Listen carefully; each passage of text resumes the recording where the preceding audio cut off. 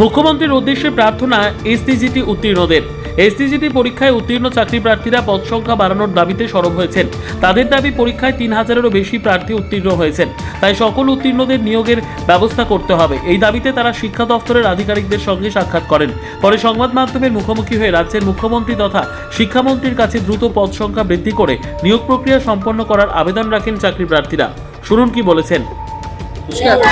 আমরা STGT candidate, আমরা 2026-এ qualified marks পেয়ে পাস করেছি, কিন্তু স্যার আমরা আমাদের সিএম স্যারের কাছে এবং আমরা এডুকেশন ডিপার্টমেন্টের কাছে এই প্রত্যাশায় এসেছি যে আমাদের পোস্ট ইনক্রিজ করা হোক, যার জন্য আমরা আজকে চাকরি প্রার্থী হয়েও পাচ্ছি না। কারণ আমাদের সিট ওরা আমাদেরকে বলেছে যে ফর্মের মধ্যে আমাদের ছিল 700, কিন্তু মাননীয় মুখ্যমন্ত্রী মহোদয় আমাদের মহাকরণের মধ্যে যখন উনি বলেছিলেন প্রেস কনফারেন্সে, তখন বলেছে 2100 পদ আছে, কিন্তু দেখা যাচ্ছে যে আমরা 700 পদে মাত্র চাকরি পেতে যাচ্ছি, কিন্তু আমরা পাস করেছি স্যার 3000 মানুষ।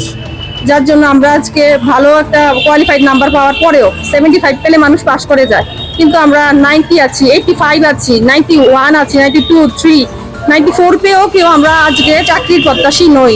কারণ আমরা 700 পোস্ট, যার কারণে এদিকেই ভ্যাকেন্সি চলে যাচ্ছে। আর এর মধ্যে আমরা দেখতে পাচ্ছি যে এসসিরাও চলে আসছে। আমাদের মেরিট লিস্টের মধ্যে যেদিকে জেনারেল স্টুডেন্ট 360 বা 70 চাকরি পাবে, ওই মেরিটের মধ্যে আমরা এসসি/এসটি স্টুডেন্ট চলে যাচ্ছে। দেখা যাচ্ছে স্যার আমরা জেনারেল না খেয়ে মরছি, এরকমই দেখা যাচ্ছে।